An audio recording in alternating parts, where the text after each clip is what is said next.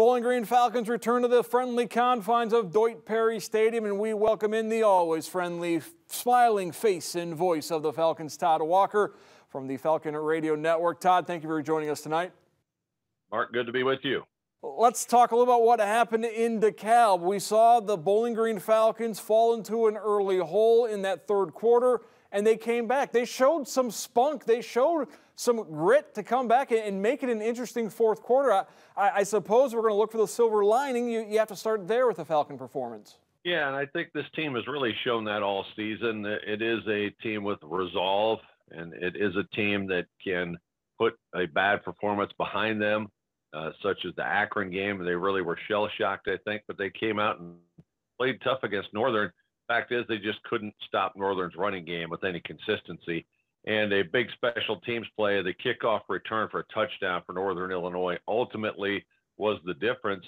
And Bowling Green kept scraping and scratching and clawing. And in the fourth quarter, they got it to a one-score game, but ultimately couldn't get the ball back with a chance to tie realistically, and played from behind in the second half. And that's not a recipe to beat a team like Northern that leans on that running game.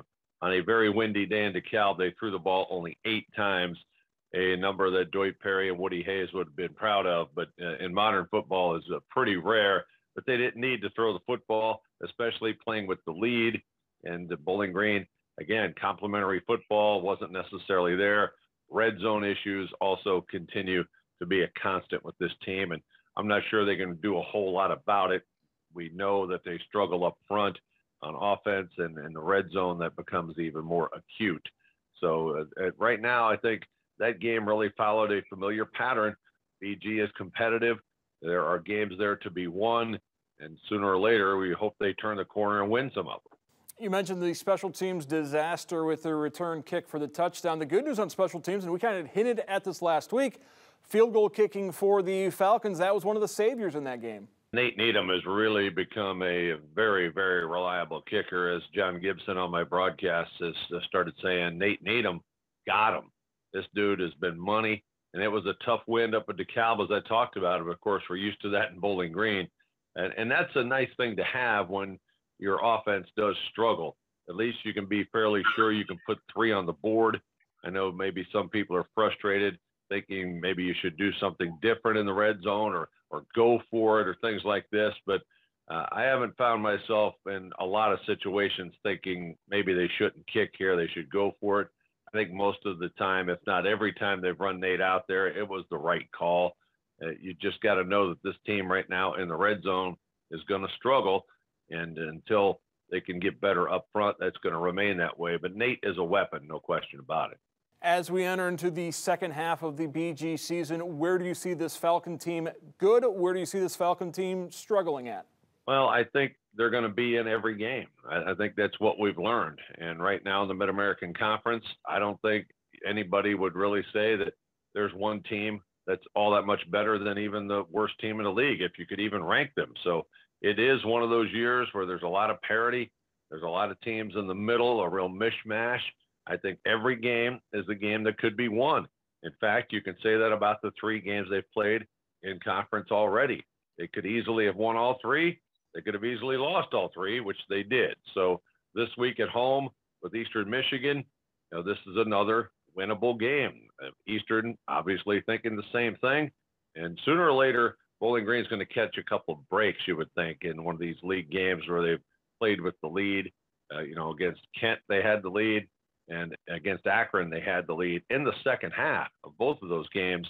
So I think this team is learning painful lessons along the way.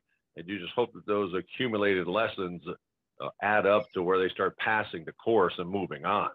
Eastern Michigan coming into town on a Saturday. The Eagles have had an up-and-down season. They're coming off a loss to Ball State where they played very well against the Cardinals, couldn't pull out that victory. So I think this is, like you touched on, the entire MAC. You've got question marks about every team, and it just depends on who's going to show up on any given Saturday or Tuesday or Wednesday once we get into November.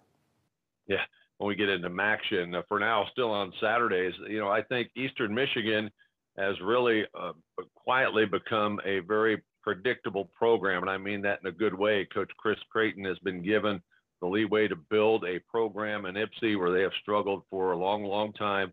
And really the last 4 or 5 years, they've been a little above 500 or right at it overall and in the league. They have an identity. They come to play hard. Ben Bryant, I think, is a quarterback that can do some things. You know, they scored 31 points last week and lost. The week before, they only scored 13 and won against Miami. So this is a team that is in the mix to be at a 500 or better in conference play. They've already got 4 wins, so they're thinking about a possible bowl berth down the line. And this is a game, again, that they would come into thinking this is one they can get. So I think this is a good test for Bowling Green.